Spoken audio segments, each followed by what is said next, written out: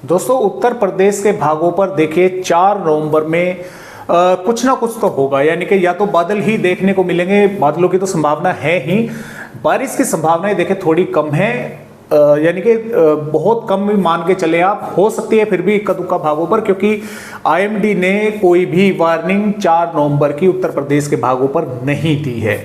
हालांकि बादल जरूर ये सब मॉडल दिखा रहे हैं कि बादल जो है वे पहुंचेंगे। अब 2 कारणों के वजह से बादल पहुंचेंगे, वे मैंने आपको बता रखे कि एक तो WD के कारण, दूसरा यहाँ पर ये जो लो प्रेशर बना हुआ है गुजरात के भागों पर, ये तो अगले 24 घंटों के दौरान समाप्त हो जाएगा, लेकिन एक सर्कुलेशन यहाँ पर बना हुआ है महाराष्ट्र के भागों पर। इसके कारण जो मॉइस्चर है वो इस तरह से यहाँ पर उत्तर प्रदेश के भागों पर पहुंचेगा।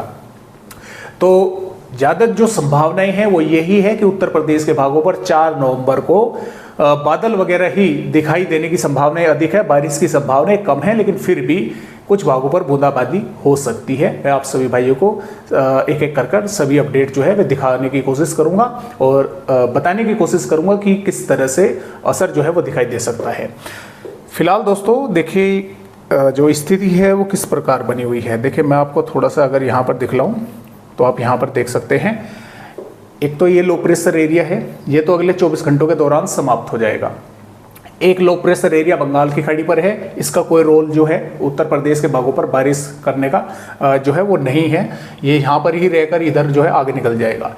ये जो सर्कुलेशन बना हुआ है, इस सर्कुलेशन के कारण जो मॉइस्चर है उस तरह से उत्तर प्रदेश के भागों पर 4 नवंबर के दिन पहुंचेगा। कुछ भागों पर थोड़ी बहुत बारिश हो सकती है, और जो पश्चिम विक्षोभ है वो 3 नवंबर की रात्रि के समय पहाड़ी राज्यों पर पहुंच जाएगा। उसका जो असर है वो दिखाई देगा दोस्तों आपको 4 नवंबर में ही उत्तर प्रदेश के भागों पर। देखिए ये पश्चिम विक्षोभ है, यहाँ पर ये काफ़ी बड़ा है और ये इस तरह से होता हुआ ऊपर से निकलेगा, तो यहाँ पर सर्कुलेशन बनेगा पंजाब के भागों पर, और इसके कारण भी कुछ बादल इन पश्चिमी भागों पर दिखाई देंगे।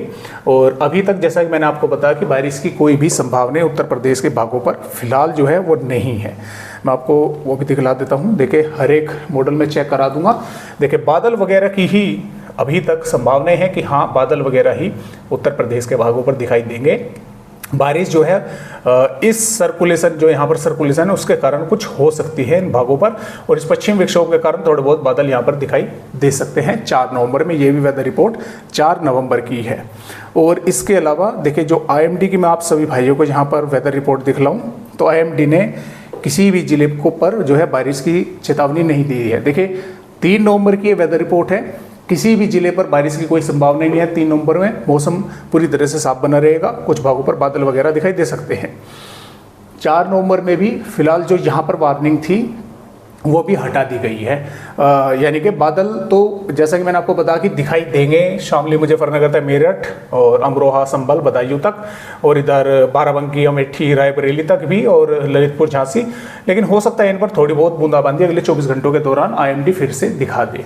और जो भी बारिश की गतिविधियां हैं थोड़ी बहुत, पहली तो बात होनी ही नहीं है, अगर हो भी गई तो सिर्फ और सिर्फ 4 नवंबर में ही है। 5 नवंबर से पूरी तरह से मौसम उत्तर प्रदेश का साफ हो जाएगा, फिर 6, 7, 8, 9 आगे दोस्तों उत्तर प्रदेश का मौसम फिर साफ ही रहेगा।